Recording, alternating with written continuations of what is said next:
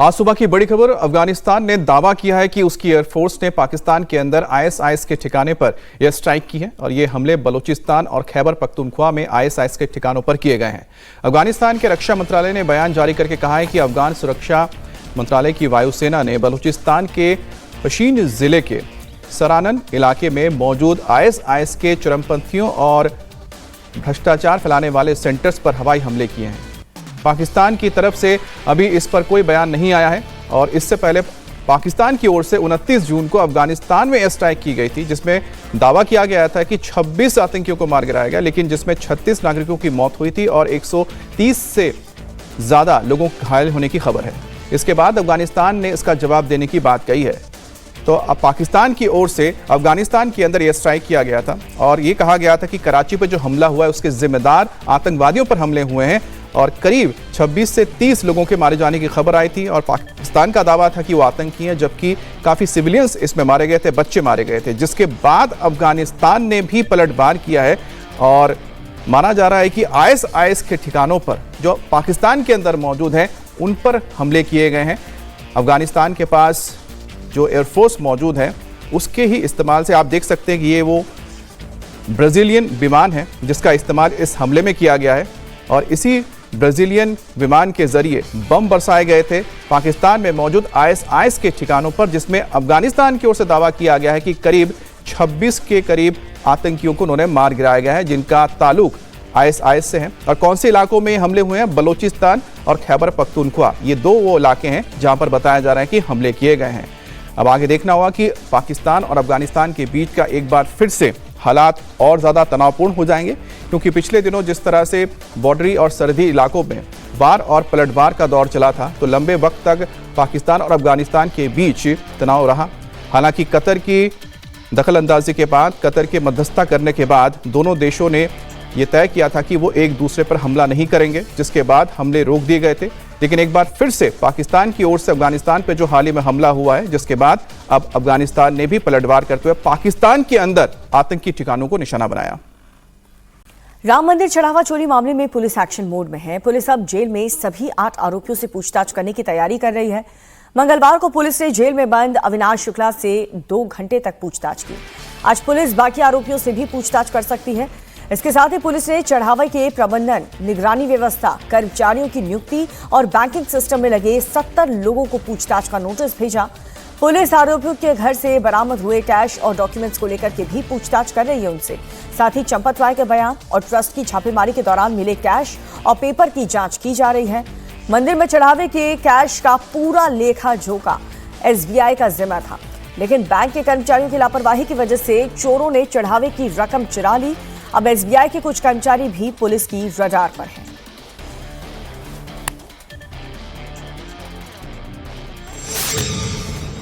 राम मंदिर में चढ़ावा चोरी, 8 गिरफ्तार, 70 पर लटकी तलवार।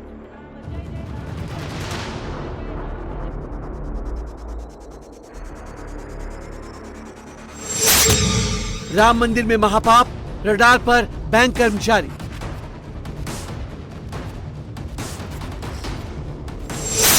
चोरी के लिए बदले नियम, न चेकिंग न सीसीटीवी मॉनिटरिंग।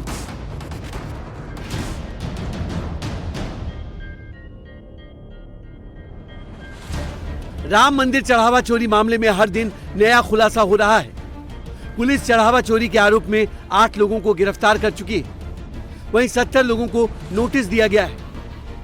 जांच में लगी पुलिस चढ़ावे के प्रबंधन, निगरानी व्यवस्था, कर्मचारियों की नियुक्ति और बैंकिंग प्रक्रिया की भी पड़ताल कर रही है। राम मंदिर में चढ़ावे के कैश का पूरा लेखा जोखा एसबीआई के जिम्मे था, लेकिन बैंक के कर्मचारियों की लापरवाही की वजह से चोरों ने चढ़ावे की रकम चुरा ली। अब एसबीआई के कुछ कर्मचारी भी पुलिस के रडार पर हैं। राम मंदिर चंदा चोरी मामले में गिरफ्तार आरोपियों से लगातार अयोध्या पुलिस पूछताछ कर रही है, तो वहीं जांच में ये बात सामने आई है कि एसबीआई बैंक, जिसकी जिम्मेदारी थी जो भी आउटसोर्स कैशियर मंदिर के अंदर दान पात्र, चंदा, चढ़ावा, जो वहां पर पैसे गिनते हैं, उन पैसों को वापस सही सलामत एसबीआई बैंक तक लेके आना, लेकिन बैंक के कर्मचारियों द्वारा बड़ी लापरवाही की गई।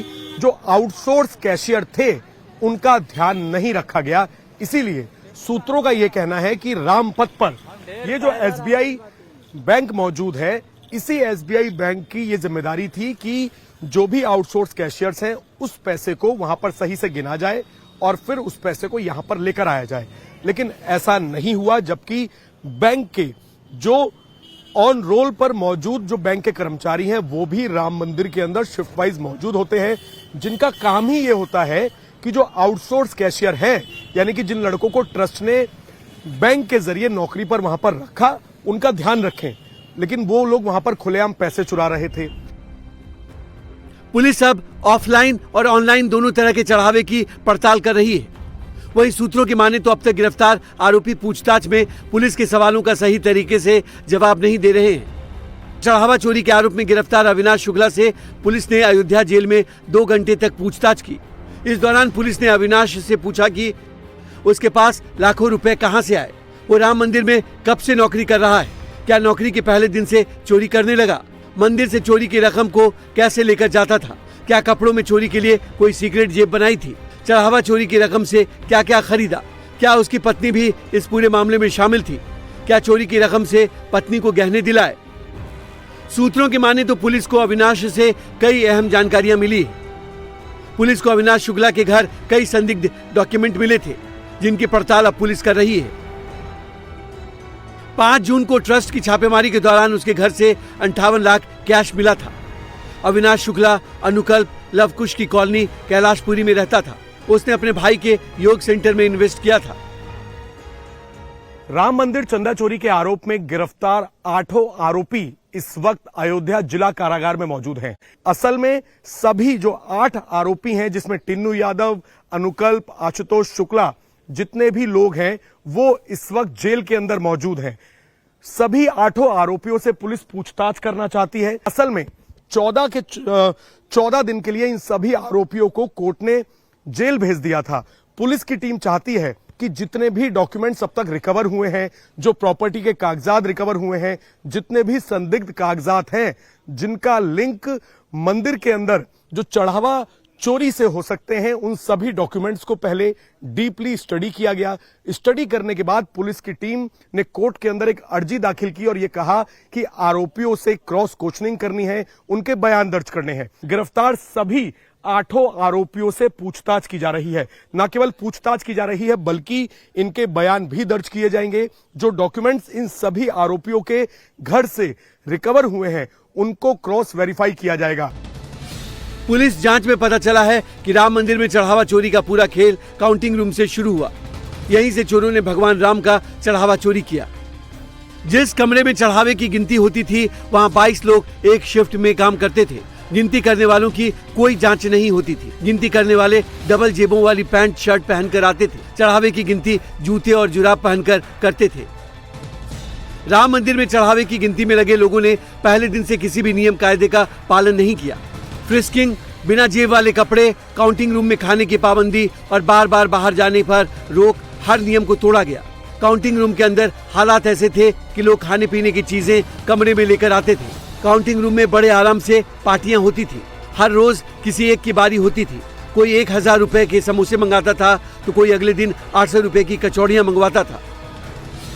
राम मंदिर में महापाप करके ये चोर करोड़पति बन गए थे, इसलिए हर दिन हजारों रुपए उड़ाते थे। जब टेबल पर दान पात्र खाली किए जाते थे तो सामने नोटों के ढेर होते थे। गिनती करवाने की जिम्मेदारी अनिल मिश्रा की थी। चढ़ावे की गिनती करने वाले अनिल मिश्रा के रिश्तेदार थे, टिन्नू यादव के करीबी थे। निगरानी करने वाले की जिम्मेदारी सुभाष श्रीवास्तव की थी, जो अनिल मिश्रा का आदमी था। टेबल पर नोटों के ढेर की गड्डियां बनाई जाती थी।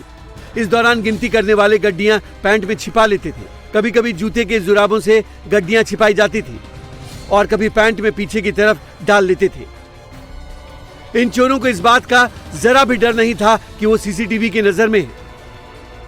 चढ़ावा चोरों ने इसका भी रास्ता खोज लिया था। पहले काउंटिंग रूम के सीसीटीवी की 180 दिन की रिकॉर्डिंग रखी जाती थी, लेकिन बाद में इसे 45 दिन कर दिया गया। पुलिस जांच में पता चला कि राम मंदिर के चढ़ावे में चोरी की शुरुआत प्रयागराज महाकुंभ के दौरान शुरू हुई।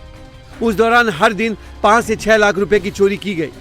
सूत्रों की माने तो 4 जून तक करीब 4 करोड़ से ज्यादा की चोरी की गई।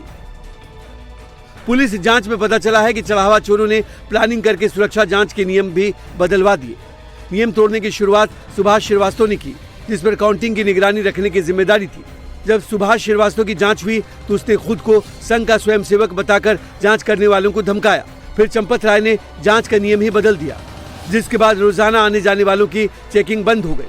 कभी कभी अचानक चेकिंग होने लगी, जिसके बाद काउंटिंग रूम से ये चोर खुलेआम बिना किसी जांच के आने जाने लगे। राम मंदिर के काउंटिंग रूम में जांच करने का काम अयोध्या पुलिस का था, लेकिन पुलिस को काउंटिंग रूम के आसपास भी फटकने नहीं दिया गया।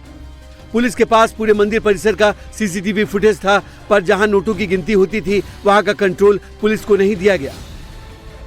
चोरों ने पूरी प्लानिंग के साथ चढ़ावा चोरी को अंजाम दिया। उन्होंने हर उस नियम को बदल दिया जिससे उन्हें पकड़े जाने का डर था। पुलिस अब राम मंदिर में आने वाले सभी चढ़ावे की जांच कर रही है। राम मंदिर ने 3 अलग अलग माध्यमों से चढ़ावा आता है। पहला राम मंदिर में लगे 40 दान पात्रों से, दूसरा दान काउंटर्स के जरिए और तीसरा ऑनलाइन माध्यम से।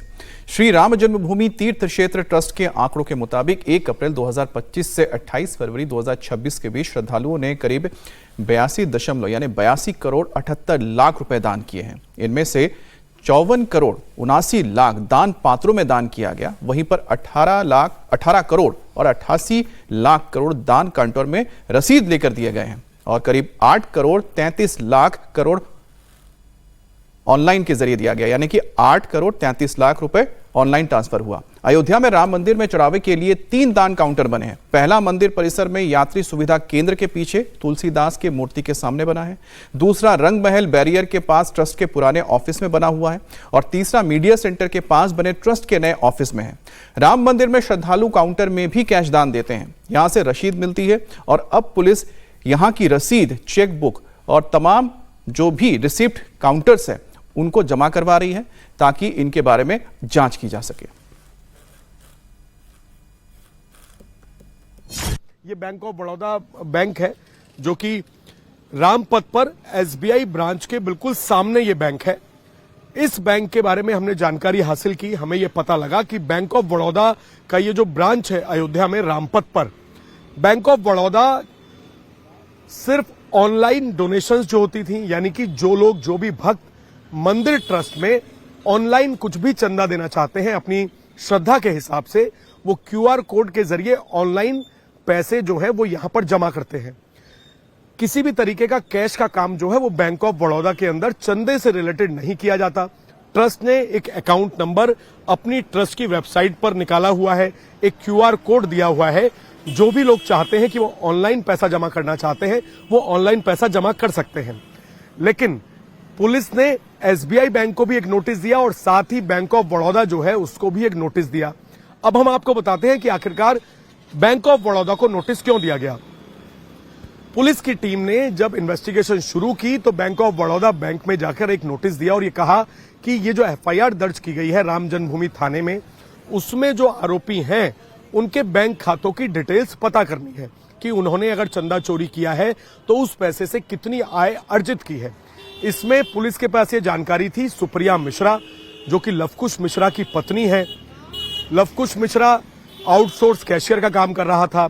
15 से 20 हजार की नौकरी थी, लेकिन पत्नी सुप्रिया के नाम पर 25 लाख की जमीन खरीदकर एक आलीशान कोठी बनवा रहा था। तो अयोध्या पुलिस पूरी तरह से एक्शन मोड में है। आरोपियों की हर डिटेल इस वक्त खंगाली जा रही है और पूछताछ के लिए पुलिस का दायरा भी अब बढ़ता जा रहा है। ऐसे में एक सवाल हर शख्स के मन में है कि चंपत राय कहां है। मंदिर के सूत्रों का कहना यह है कि अनिल मिश्रा तो मंदिर के रोजाना को कामकाज देख रहे हैं, लेकिन चंपत राय मंदिर में नजर नहीं आ रहे हैं।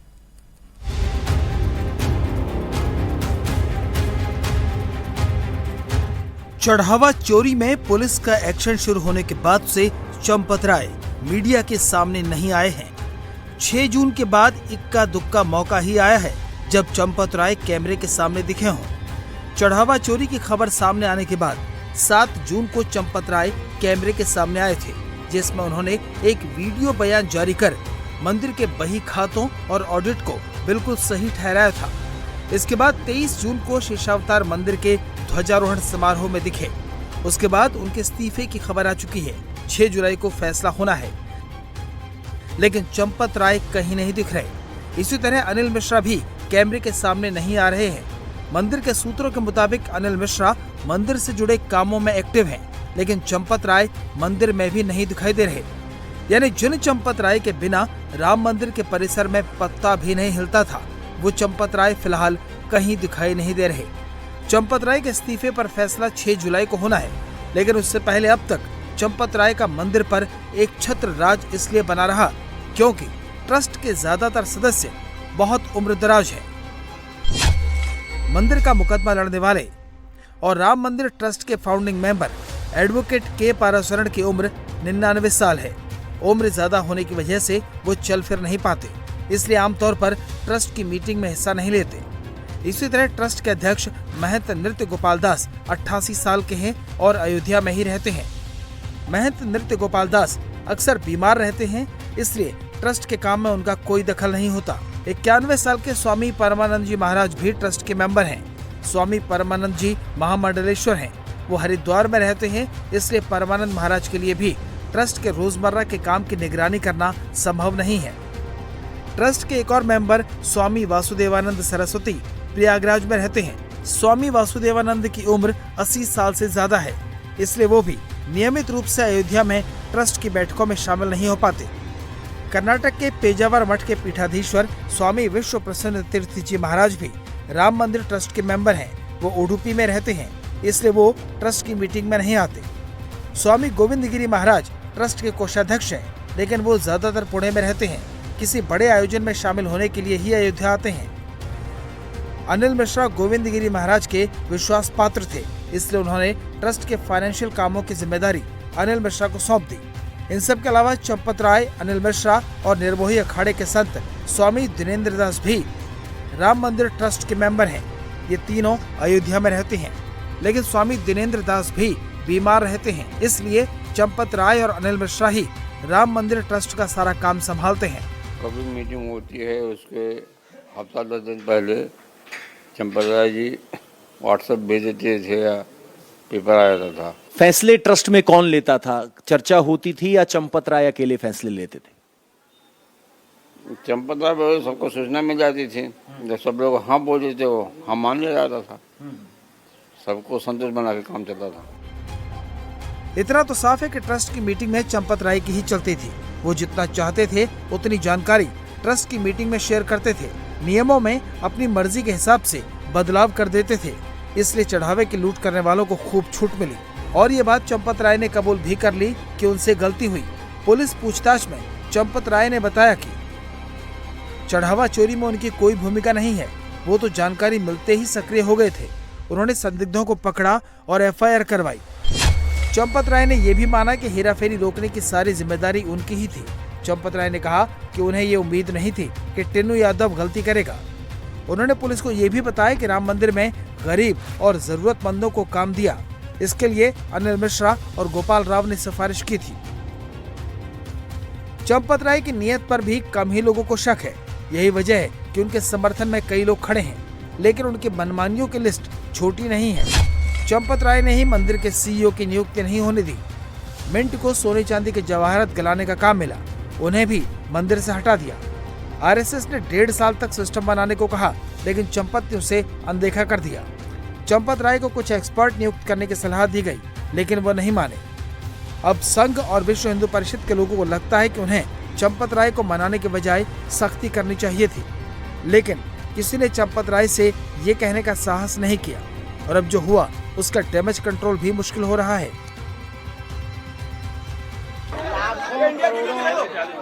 राम भक्तों की श्रद्धा पर आघात पहुंचा और इस घटना से लोगों का मंदिर के प्रति, संतों के प्रति श्रद्धा में ठेस पहुंची। और जो धार्मिक परंपराएं, हमारी सनातन परंपराएं, प्राचीन परंपराएं से लोग जुड़े थे, उनके हृदय पर आघात लगा। इस घटना से सनातन की ही क्षति हुई है। यह कुकृत्य जिन्होंने किया, हमने पूर्ववत कहा कि भगवान राम जी के यहाँ पर रहकर इस प्रकार का कृत्य करने वाले व्यक्ति महादंड पाएंगे। रावण ने माता जानकी जी का हरण किया था तो उसका समूल वंश नाश हुआ था। और लाखों करोड़ों लोगों की श्रद्धा का केंद्र भगवान के यहाँ पर रहकर जो भगवान से और धर्म से भयभीत नहीं हुआ और उस ऐसा कुकृत्य किया, निश्चित है वो महादंड पाएगा। हम एक बात जरूर कहेंगे कि राम मंदिर की इस घटना के बाद सनातनीय वैष्णव परंपरा, संत परंपरा जो भगवान के प्रति पूर्ण समर्पित हैं, ऐसे लोगों को ही भगवान के मंदिर की सेवा का कार्य मिलना चाहिए। सवाल हर तरफ से उठ रहे हैं। ट्रस्ट की बैठक में 6 दिन बचे हैं, उसके बाद चंपत राय पर फाइनल खबर आएगी। और राजस्थान से इस वक्त एक बड़ी खबर आ रही है। राजस्थान के दौसा में बड़ा सड़क हादसा हुआ है। बस और ट्रक में भीषण टक्कर हुई है। हादसे में 6 लोगों की जान चली गई, जबकि 17 लोग घायल हैं। हादसा दिल्ली मुंबई एक्सप्रेस वे पर हुआ है। टक्कर इतनी भीषण थी कि टक्कर के बाद बस में आग लग गई। बस में 39 यात्री सवार थे। बस हरिद्वार से इंदौर जा रही थी। तो दिल्ली मुंबई एक्सप्रेस वे पर राजस्थान के दौसा के पास ये बड़ा सड़क हादसा हुआ है। हादसे में 6 लोगों की मौत हो गई है। 17 लोग इसमें घायल बताए जा रहे हैं। टक्कर इतनी भीषण थी कि बस में आग लग गई और आग लगने के बाद 6 लोगों की जान चली गई। 17 लोग इसमें घायल हुए हैं। 39 कुल मिलाकर यात्री इस बस में सवार थे। ये बस हरिद्वार से इंदौर जा रही थी जिस वक्त ये दौसा के पास बड़ा सड़क हादसा हो गया। डबल डेकर बस है ये, यानी कि स्लीपर बस है, जिसमें 39 यात्री सवार थे। भीषण टक्कर के बाद जैसे ही आग लगी, अफरा तफरी मच गई। कुछ लोग शीशा तोड़कर बाहर निकलने में कामयाब रहे और जो लोग फंस गए उनके लिए बच पाना मुश्किल हुआ। 6 लोगों की इसमें जान चली गई है। 17 लोग घायल हुए हैं। जो गंभीर रूप से घायल हैं उन्हें अस्पताल में भर्ती किया गया है, जिसके बाद आग बुझाने की कोशिश शुरू हुई। तस्वीरें आप देख रहे हैं, राजस्थान के दौसा की तस्वीर है, जहां पर दिल्ली मुंबई एक्सप्रेस वे पर यह भीषण सड़क हादसा हुआ है और इस हादसे में 6 लोगों की मौत हो गई है। रफ्तार की वजह से बताया जा रहा है कि यह हादसा हुआ एक ट्रक और स्लीपर बस में। स्लीपर बस हरिद्वार से इंदौर की ओर जा रही थी, जिसमें 36 यात्री सवार थे। 17 लोग इसमें घायल हुए हैं, जिन्हें अस्पताल ले जाया गया है। जो गंभीर रूप से घायल हैं उनके इलाज के लिए पास के बड़े अस्पतालों में भी शिफ्ट किया जा रहा है। जो मामूली चोटिल थे उन्हें छोड़ दिया गया है। लेकिन ये हादसा बहुत ही भीषण था, जिसकी तस्वीरें इस वक्त हम स्क्रीन पर देख रहे हैं। रात को 2:30-3 बजे एक्सप्रेस वे पे हरिद्वार से इंदौर जा रही थी।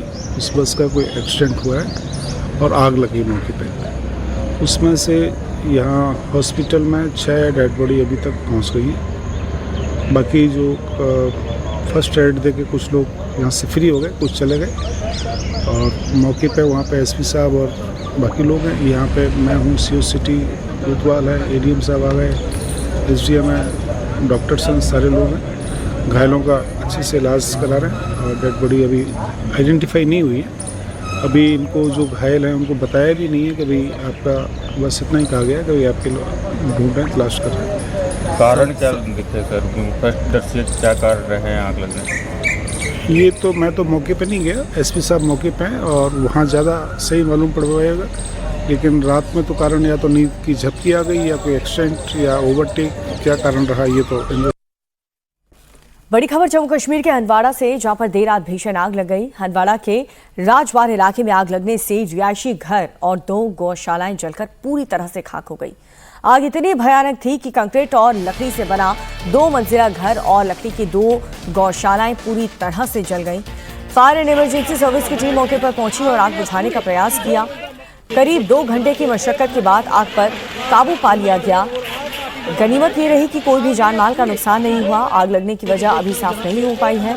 पुलिस ने ये पूरा मामला दर्ज करके जांच शुरू कर दी है। तो जम्मू कश्मीर के हंदवाड़ा की ये खबर है, जहां पर देर रात जब लोग सो रहे थे तब अचानक से इस मकान में आग लग गई। ये रिहायशी घर है और 2 गौशाला जो है वो इसकी चपेट में आ गए और पूरी तरह से जलकर खाक हो गए। काफ़ी भयानक यहाँ पर आग लगी है और आप देखिए क्योंकि लकड़ी से बना हुआ 2 मंजिला घर था ये और लकड़ी में कितनी तेज़ी से आग पकड़ती है और ये पूरा का पूरा जो मकान है वो इसकी चपेट में आ गया, आग की चपेट में। और जैसे फायर फाइटर्स की टीम वहाँ पर पहुँची, काफ़ी मशक्क़त उन्हें लगी इस बेकाबू आग पर काबू पाने के लिए। घंटों की मशक्क़त के बाद आखिरकार आग पर काबू पाया गया और जिस वक्त यहाँ पर आग लगी कोई भी शख्स अंदर मौजूद नहीं था, इसलिए किसी भी प्रकार के जान माल का नुकसान नहीं हुआ। लेकिन आप घर को देख सकते हैं, उसकी हालत देख सकते हैं, पूरा का पूरा घर जलकर स्वाहा।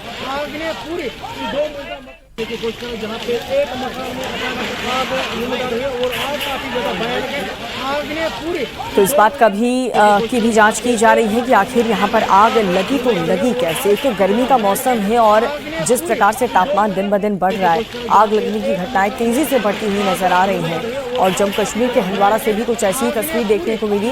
देर रात यहाँ पर एक लकड़ी के मकान में, जो कि एक रिहायशी इलाका है, कई आसपास और भी घर हैं, वहां पर एक मकान के अंदर आग लग गई। बात करते हैं पड़ोसी मुल्क पाकिस्तान की, जहां के लाहौर जिले के कहाना कस्बे में एक दर्दनाक हादसा हुआ है। एक अंडर कंस्ट्रक्शन इमारत में चल रहे ट्यूशन सेंटर की छत गिरने से 14 बच्चों की जान चली गई, जबकि एक महिला टीचर और 20 बच्चे घायल हुए हैं, जिन्हें अस्पताल में भर्ती करवाया गया है। लाहौर पुलिस के मुताबिक ट्यूशन क्लास में 7 से 13 साल के 30 से ज्यादा बच्चे मौजूद थे। हादसे के वक्त मजदूर छत बनाने का काम भी कर रहे थे। पुलिस ने अब तक ठेकेदार को गिरफ्तार किया है। रेस्क्यू टीम मलबे को हटाने में जुटी है। आशंका जताई जा रही है कि मरने वालों की तादाद बढ़ सकती है। जुलाई का महीना शुरू होने के साथ ही कई राज्य में मानसून ने रफ्तार पकड़ ली है। कई जगहों पर मानसून जानलेवा साबित हो रही है। वहीं देर रात लाहौल स्पीति में बादल फटने से अचानक से बाढ़ आ गई। सड़क पर मलबा आने से हाईवे पूरी तरह से बंद हो गए। वहीं हालात बिगड़ता देख करके अधिकारी मौके पर पहुंचे और प्रभावित इलाकों की ओर गाड़ियों की आवाजाही पर रोक लगा दी गई है। और दूसरी ओर यूपी के सोनभद्र में लगातार बारिश हो रही है, जिस वजह से जो नदी नाले हैं वो उफान पर हैं, जिस वजह से बरसाती नाले के तेज बहाव में 3 लोगों के बहने की भी खबर है। हालांकि एक शख्स को बचा लिया गया, दूसरे की तलाश की जा रही है, लेकिन एक युवक की मौत हो गई। अरुणाचल प्रदेश में भी आई बाढ़ से तस्वीरें आप देखिए, कितने लोग परेशान हैं, जिसे देखते हुए केंद्रीय मंत्री शिवराज सिंह चौहान और किरण रिजिजू बाढ़ प्रभावित क्षेत्र में पहुंचे। आज शिवराज सिंह चौहान गुवाहाटी में उच्च स्तरीय बैठक करने वाले हैं और साथ ही बाढ़ ग्रस्त इलाकों का दौरा भी वो करेंगे। तो ये तस्वीर आपको दिखा रहे हैं अलग अलग राज्य की, चाहे हिमाचल प्रदेश हो, अरुणाचल प्रदेश या फिर उत्तर प्रदेश, हर जगह पर बरसात की शुरुआत हो चुकी है। लेकिन कई ऐसी स्थिति यूपी के सोनभद्र में आप देख सकते हैं कैसे नदी नाले उफान पर हैं, जिस वजह से 3 शख्स बह गए, जिनमें से एक की मौत हो गई है, एक को बचा लिया गया है, एक की तलाश की जा रही है। तो ये तस्वीरें सोनभद्र की आपको दिखा रहे, जहां पर बीते कई दिनों से लगातार बारिश हो रही थी और इस वजह से जो नदी है वो उफान मारती हुई नजर आई। नदी के किनारे बैठे हुए 3 शख्स जो हैं वो इसकी चपेट में आ गए और एक शख्स की मौत हो गई।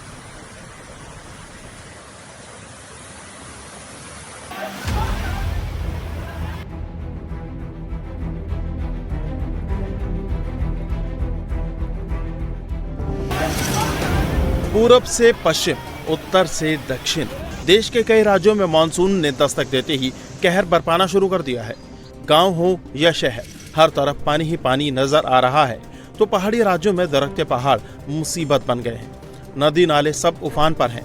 सैलाब ऐसा कि कहीं पानी लोगों को बहा कर ले गया तो कहीं खेत खलियान, घर मकान सब डूब रहे हैं। तस्वीरें उत्तर प्रदेश के सोनभद्र की हैं, जहां बरसाती नाले के तेज बहाव में 3 लोग बह गए।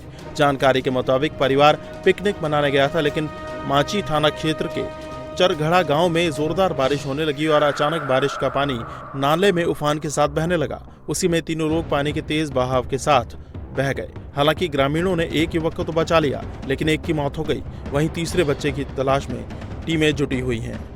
थाना क्षेत्र के ग्राम चरगड़ा से सूचना प्राप्त हुई कि अत्यधिक बारिश के होने की वजह से 7 लोग पिकनिक मनाने गए थे, उसमें से 3 लोग पानी में बह गए हैं, जिसमें से तीनों के नाम हैं अकबर पुत्र मुमताज 18 वर्ष, अली हसन पुत्र मुमताज 6 वर्ष, सुख्तार पुत्र क़यामुद्दीन 18 वर्ष, जिसमें से अकबर पुत्र मुमताज को बचा लिया गया है और सुख्तार पुत्र कैमुद्दीन का शव निकाला गया है।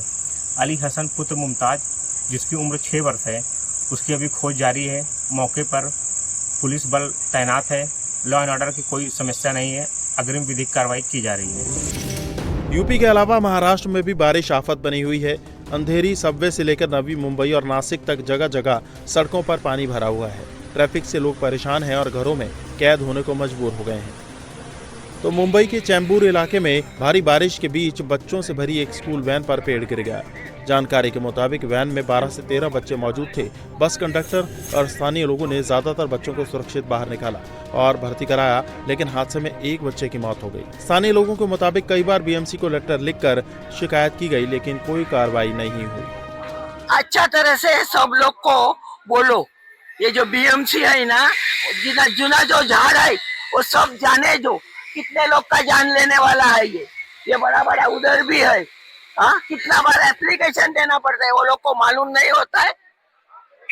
जो देखिए यहाँ के जो वरिष्ठ नागरिक है उनका भी साफ साफ कंप्लेन है कि बार बार कंप्लेन होने के बाद भी पेड़ों की छटाई नहीं होती है, पेड़ों की कटाई नहीं होती है। मैदानी इलाकों के साथ साथ पहाड़ों पर भी मानसून कहर बरपा रहा है। हिमाचल प्रदेश के लाहौल स्पीति में जिस्पा के पास बादल फटने से अचानक आई बाढ़ ने हाईवे को पूरी तरह से बंद कर दिया। ट्रैफिक रुक गया और अधिकारियों को प्रभावित इलाकों की और गाड़ियों की आवाजाही पर रोक लगानी पड़ी। वहीं रुद्रप्रयाग में ऊपरी इलाकों में लगातार हो रही बारिश की वजह से अलकनंदा नदी का जलस्तर लगातार बढ़ रहा है। हालांकि नदी अभी खतरे के निशान से नीचे बह रही है, लेकिन फिर भी जिला प्रशासन हाई अलर्ट पर है। आपदा प्रबंधन विभाग स्थिति पर कड़ी नजर रखे हुए है और लोगों को नदी के पास न जाने की सलाह दी गई है। अलकनंदा का जो जलस्तर है वो उच्च हिमालयी क्षेत्रों में बारिश होने के कारण 622 पहुंच गया है, जबकि इसका जो वार्निंग लेवल है 626 मीटर जो समुद्र तल से आंका जाता है और इसका डेंजर्स लेवल है जो 627 मीटर है। और जैसे ही वार्निंग लेवल पर पहुंच जाती है तो उसके बाद हम लोग इनको व्हाट्सएप ग्रुप भी हम लोगों ने बना रखे हैं और उसके बाद गाड़ियों से भी हम लोग अनाउंसमेंट करते हैं और स्वतः ही जीरो ग्राउंड पे जाकर के भी इन लोगों को सचेत करते हैं।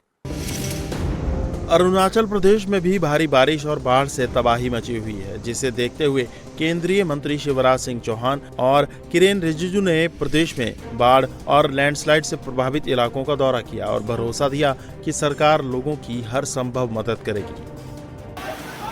मध्य प्रदेश से लेकर गुजरात और पश्चिम बंगाल तक जोरदार बारिश हो रही है। कई जगहों में बरसाती पानी का बहाव इतना तेज था कि सड़कों पर खड़ी बाइक्स और स्कूटी तक पानी में बहने लगे। तो सूरत में भी भारी बारिश के बाद कई इलाकों में जलभराव देखने को मिला। तमाम राज्यों में मानसून ने दस्तक दे दी है, लेकिन दिल्ली एनसीआर में लोग अभी भी बारिश को तरस रहे हैं। मौसम विभाग के मुताबिक 2 जुलाई से 6 जुलाई के बीच हल्की से मध्यम बारिश हो सकती है और इसके बाद भारी बारिश, गरज चमक, बिजली गिरने और तेज हवाएं चलने की संभावना है।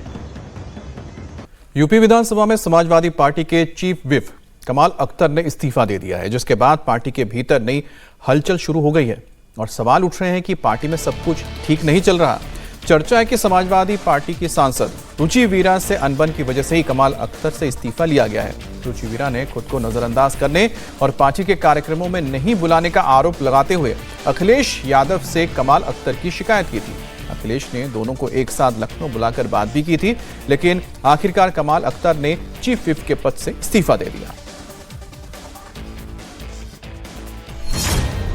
समाजवादी पार्टी में क्यों मचा है घमासान?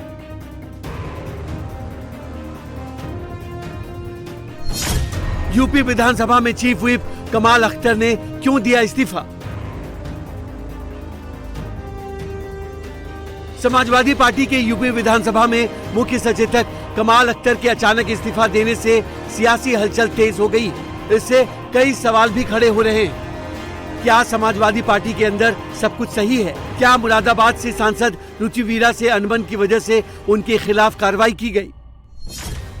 दरअसल हाल ही में मुरादाबाद में आयोजित पीडीए पंचायत के बाद पार्टी के भीतर की गुटबाजी खुलकर सामने आ गई थी। मुरादाबाद से समाजवादी पार्टी सांसद रुचि वीरा उस कार्यक्रम में शामिल नहीं हुई थी। पीडीए चौपाल कार्यक्रम के पोस्टर बैनर में भी उनकी तस्वीर नहीं थी, जिसके बाद उन्होंने सार्वजनिक तौर पर कमाल अख्तर के खिलाफ नाराजगी जाहिर की थी। रुचि वीरा ने आरोप लगाया था कि कमाल अख्तर उन्हें अपमानित करते हैं और पार्टी के कार्यक्रमों में उन्हें नहीं बुलाया जाता। रुचि वीरा ने इसकी शिकायत अखिलेश यादव से भी की थी। इसके बाद 25 जून को अखिलेश यादव ने कमाल अख्तर और रुचि वीरा को लखनऊ बुलाया, लेकिन सूत्रों के मुताबिक अखिलेश यादव के सामने भी दोनों आपस में भिड़ गए। अब कमाल अख्तर के इस्तीफे से रुचि वीरा खुश नजर आ रही हैं। उन्होंने कहा कि अखिलेश यादव ने अनुशासन और पार्टी की एकता के लिए ये कदम उठाया। देखिए, तो राष्ट्रीय अध्यक्ष जी ही बेहतर जानते हैं। मेरा साथ जो भी पिछले कुछ दिनों से एपिसोड चल रहा था, मैंने अपने राष्ट्रीय अध्यक्ष जी को सब चीज़ों से अवगत करा दिया था। अब उन्होंने सही सोचते हुए या एक अनुशासन बनाए रखने के लिए जो भी कदम उठाया है, मैं उनका धन्यवाद करना चाहती हूँ और प्रशंसा करती हूँ इस बात की, क्योंकि वो हमेशा ही महिलाओं का सम्मान करते हैं और पार्टी में अनुशासन बनाने का प्रयास करते हैं। क्योंकि हम लोगों को अब चुनाव लड़ना है भारतीय जनता पार्टी से। जो चुनाव अब आने वाले हैं विधानसभा के, उसमें हमें आपस में नहीं लड़ना है, हमें भाजपा से लड़ना है। तो जो भी परिस्थितियां पिछले दिनों रही, वो मैंने सब अपने राष्ट्रीय अध्यक्ष जी को जो उनसे अवगत करा दिया। अब उनका फैसला है कि उन्होंने अनुशासन की तरफ ये कदम उठाया है। उधर कमाल अख्तर ने अनबन को लेकर कोई टिप्पणी नहीं की। उन्होंने कहा कि अखिलेश यादव के कहने पर इस्तीफा दिया है, अब आगे जो भी जिम्मेदारी मिलेगी उसे निभाएंगे। देखिए, पार्टी बहुत बड़ी है और बड़ी पार्टी के अंदर आपस में लोगों में इत्तेफाक न इत्तेफाकी चलती रहती है और इस तरह की कोई बात ही नहीं है। और अगर कोई चीज़ है भी तो आप उनसे जाके पूछिए जिनका नाम ले रहे हैं। मेरे मन में या मेरे तरफ से तो कोई बात नहीं है। अगर कोई बात होगी तो वो बताएंगे आपको। पीडीए को मजबूत करने के लिए कमाल अख्तर साहब ऐसी मजबूती से खड़े रहेंगे जैसे खड़े आते आज तक दिखे हैं। 30 साल समाजवादी पार्टी को मजबूत करते करते हम लोग यहाँ तक आए और जब तक जीवन रहेगा समाजवादी पार्टी और अखिलेश यादव जी को मजबूत कर कर आगे बढ़ाने का काम करेंगे। यही जीवन का ध्येय है और यही जीवन का मकसद है। कमाल अख्तर फिलहाल कांठ सीट से विधायक हैं और हसनपुर सीट से भी एक बार विधानसभा चुनाव जीत चुके हैं। मुलायम सिंह यादव ने उनको यूथ ब्रिगेड का राष्ट्रीय अध्यक्ष बनाया था। इसके बाद राज्यसभा सदस्य भी बने। पार्टी के बागी विधायक मनोज पांडे के चीफ व्हिप पद से इस्तीफे के बाद जुलाई 2024 में अखिलेश यादव ने कमाल अख्तर को चीफ व्हिप बनाया था। बताया जाता है कि कमाल अख्तर 2024 में मुरादाबाद सीट से लोकसभा का चुनाव लड़ना चाहते थे, लेकिन आजम खान के दखल के बाद उस सीट पर कमाल अख्तर से सिंबल लेकर रुचि वीरा को दे दिया गया था और वो जीतकर सांसद बन गई। दोनों के बीच अदावत की चर्चा तब से होती रही है। यूपी के सीएम योगी आदित्यनाथ ने 2 जुलाई से होने जा रहे शिक्षक पात्रता परीक्षा को लेकर के एक बड़ा निर्देश दिया है। उन्होंने अधिकारियों से कहा है कि परीक्षा की निष्पक्षता किसी भी हाल में प्रभावित नहीं होनी चाहिए। सभी जिलों में कंट्रोल रूम प्रभावी ढंग से काम करें, अभ्यर्थियों को सुरक्षित और तनाव मुक्त वातावरण मिले और किसी भी अभ्यर्थी को कोई भी परेशानी नहीं होनी चाहिए। उन्हें आने जाने की असुविधा ना हो। रेलवे स्टेशन, बस अड्डों पर अच्छी व्यवस्था सुनिश्चित करें। सीएम योगी आदित्यनाथ ने ये निर्देश यूपी टीईटी 2026 की परीक्षा की उच्च स्तरीय समीक्षा के दौरान दिए। सीएम योगी ने कहा कि परीक्षा का संचालन केवल प्रशासनिक दायित्व नहीं बल्कि युवाओं के भविष्य के प्रति सरकार की जवाबदेही का विषय है। प्रदेश भर में 2, 3 और 4 जुलाई को ये परीक्षा होने जा रही है। दिल्ली में ईवी पॉलिसी आज से लागू होगी। दिल्ली कैबिनेट ने राजधानी में प्रदूषण को कम करने के मकसद से इलेक्ट्रिक गाड़ियों को बढ़ावा देने का फैसला किया है। दिल्ली की मुख्यमंत्री रेखा गुप्ता के ऐलान के बाद 31 मार्च 2030 तक ये नीति प्रभावी रहेगी। इसका मकसद है जीरो एमिशन गाड़ियों को बढ़ावा देकर राजधानी को प्रदूषण से मुक्त करना और स्वच्छ परिवहन वाली स्मार्ट सिटी के रूप में विकसित करना।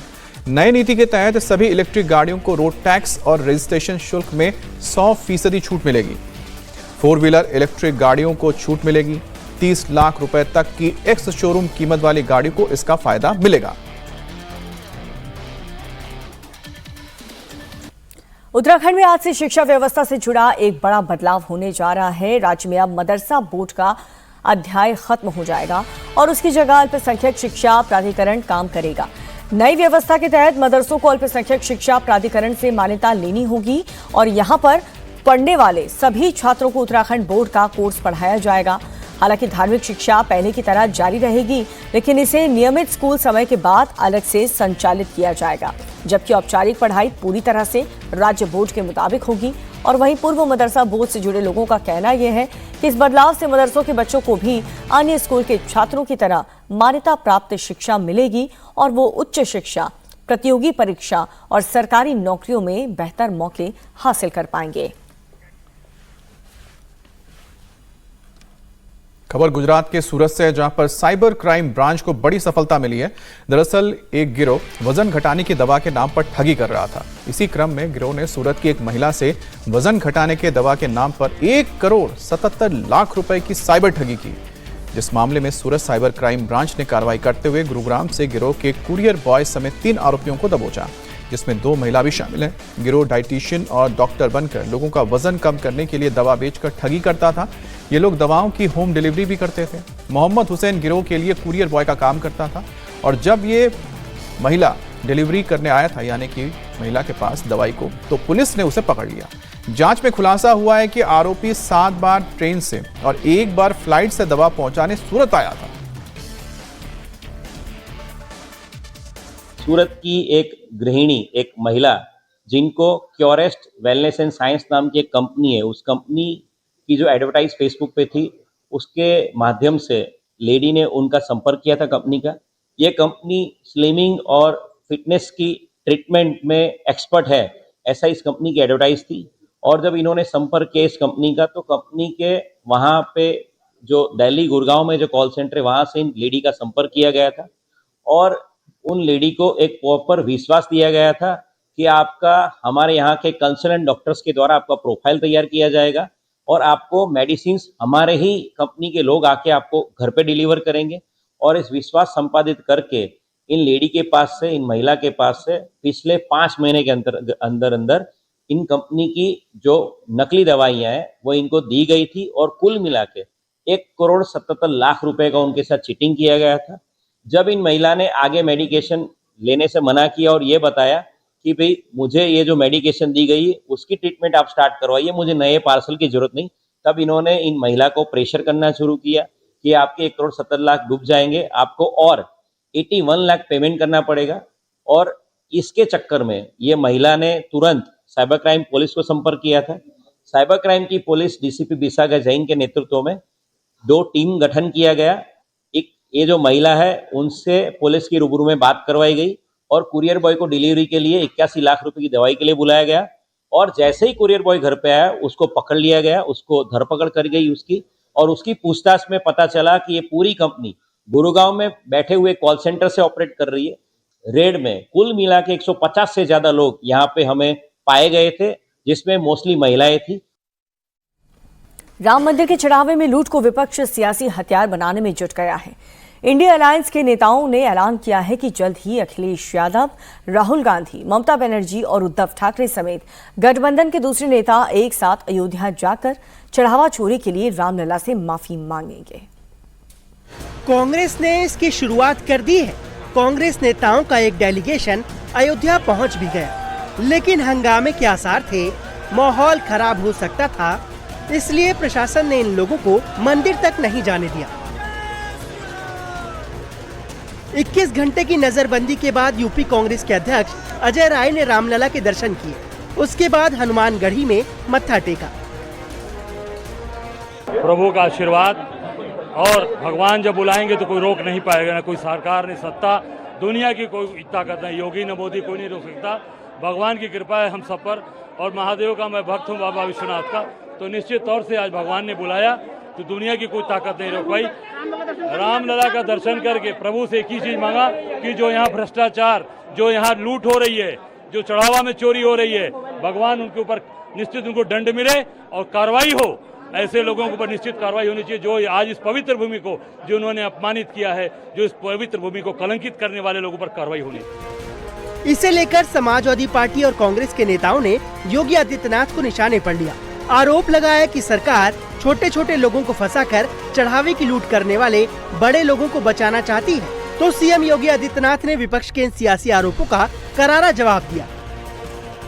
आज राम की भक्ति की वकालत कौन कर रहा है? आज भगवान राम की भक्ति की दुहाई कौन दे रहा है?